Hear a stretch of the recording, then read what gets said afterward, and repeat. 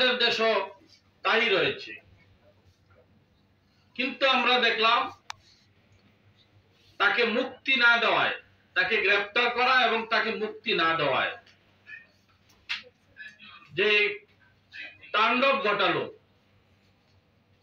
তাণ্ডবের এক পর্যায়ে রাষ্ট্রপক্ষের একজন কৌশলীকে, আমার ভাই অ্যাডভোকেট সাইফুল ইসলাম আলিফকে তারা ধরে নিয়ে পিটিয়ে তার মাথা থেতলে দিয়ে পরবর্তীতে তার মৃত্যু নিশ্চিত করার জন্য তাকে জবাই করে হত্যা করা হয়েছে। এদেশের মানুষ অত্যন্ত শান্তপ্রিয় মানুষ। বাংলাদেশের মানুষ দাঙ্গা চায় না, তারা দাঙ্গাতে বিশ্বাসী না। তারা বিশেষ করে সাম্প্রদায়িক সম্প্রীতির একটি দেশের নিদর্শন যদি পৃথিবীর বুকে থাকে সেটি হলো এই বাংলাদেশ। আমার এই বাংলাদেশে আমরা 90-92% মুসলিম জনতা বসবাস করি। আমার দেশে ওই দিন সেই চট্টগ্রামে তারা মসজিদে হামলা করেছে। ইতিমধ্যে আমরা তাদেরকে পূজা করার জন্য আমরা সকল মুসলিম ভাইয়েরা, আমরা বন্ধুরা তাদেরকে তাদের মন্দির পাহারা দিয়ে তাদেরকে আমরা শান্তপ্রিয়ভাবে তারা যেন পূজা পালন করতে পারে আমরা সেই ব্যবস্থা করে দিয়েছি। ইতিমধ্যে তারা তার পাল্টা পরিণাম আমাদেরকে দেখিয়ে দিল। সরাসরি দিনে দুপুরে তারা আমাদের মসজিদে হামলা চালালো। তারপর দেশের মানুষ অত্যন্ত শান্তপ্রিয়, চুপচাপ রয়েছে। আমি মনে করি এই চিন্ময় কৃষ্ণ দাসের গ্রেফতার বা ইতিপূর্বে তার যে উস্কানিমূলক বক্তব্য ছিল সেই বক্তব্যগুলি আসলে পুরোপুরি তার নয়। সে একটা বিশেষ জায়গা থেকে প্রেসক্রিপশন নিয়ে তাদের প্রেসক্রিপশন বাস্তবায়নের জন্য সে বিভিন্ন সময়ে এ ধরনের উস্কানিমূলক বক্তব্য দিয়ে আসছে। আপনি দেখেন রংপুরে একটি সমাবেশ হয়েছে হিন্দু জাগরণী মঞ্চের। রংপুর, ঢাকা এই এলাকায় কোথাও কিন্তু হিন্দুদের লোক কম নয়। সেই কুটালীপাড়া থেকে হিন্দুদেরকে রংপুরে রপ্তানি করা হয়েছে। এটা কিসের আলামত? তারা বলে আমরা 3 কোটি সনাতনী ধর্ম আমরা ঐক্যবদ্ধ। আসলে কিন্তু তা নয়। মাত্র গুটি কয়েক সনাতনীরা তারা এই চিন্ময় কৃষ্ণ দাসের পক্ষে কথা বলছে। বাকি সনাতনীদেরকে বিভিন্ন হুমকি ধমকি দিয়ে জুজুর ভয় দেখিয়ে তাদেরকে তাদের প্রোগ্রামে আনছে।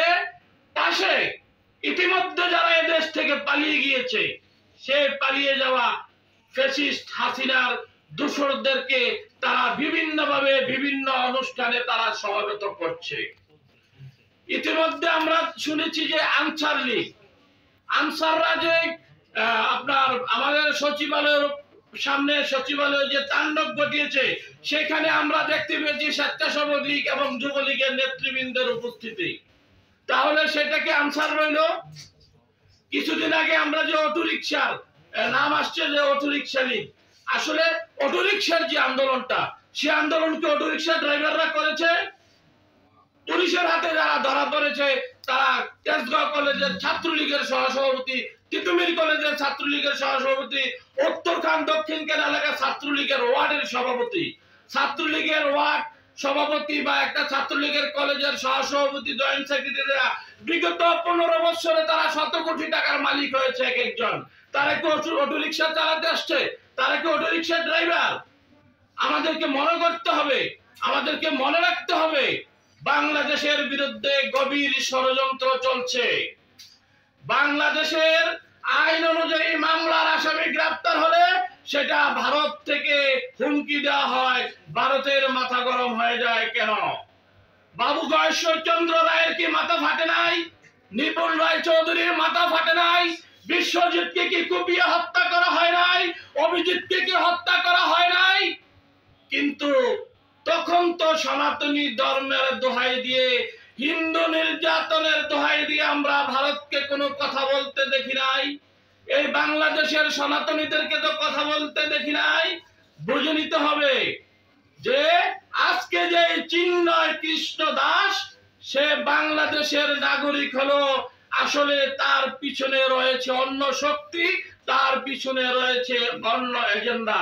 ইতিপূর্বে আমরা তার বক্তব্য শুনেছি, সে বলেছে শেখ হাসিনার এজেন্ডা বাস্তবায়ন করাই আমাদের কাজ। একজন সাধু রাজনীতি করে না। আপনি প্রকৃত সনাতনী ধর্মের লোকদের কাছে জানতে চান, তারা বলবে যে সাধুদের কোনো টাকা পয়সা ধরার ছোঁয়ার কোনো বিধান নাই তাদের বিধানে। কোন সাধু, কোন ইস্কনের নেতা তারা কখনো কোনো টাকা পয়সার লোভী হয় না। কিন্তু এই ইস্কনের আপনার চিন্ময় কৃষ্ণ দাসের যে সহযোগী 17 জন তাদের 17 জনের ব্যাংক হিসাব জব্দ করা হয়েছে। তাহলে তাদের ব্যাংক হিসাব আসবে কেন? তাদের ঘরে স্বর্ণ পাওয়া যায় কেন? তাদের তো ঘর নাই, তারা তো সন্ন্যাসী, তারা ব্রহ্মচারী। তাহলে তারা টাকা দিয়ে কি করে, তারা স্বর্ণ দিয়ে কি করে? বুঝতে হবে যে তাদের কাছে টাকাটা কোথা থেকে আসে। তাই আমাদেরকে সেই জাগরণী মঞ্চের বিভিন্ন প্রোগ্রাম বিষয়ে এবং বিভিন্ন যারা বিগত 15 বছরে আমরা যাদেরকে কোনো আন্দোলন করতে দেখি নাই, যাদেরকে বিগত 15 বছরে আমরা কোনো গণতন্ত্রের কথা বলতে দেখি নাই, এদেশের দুর্নীতি লুটপাটের কথা বলতে দেখি নাই, তাদের কোনো প্রোগ্রাম যদি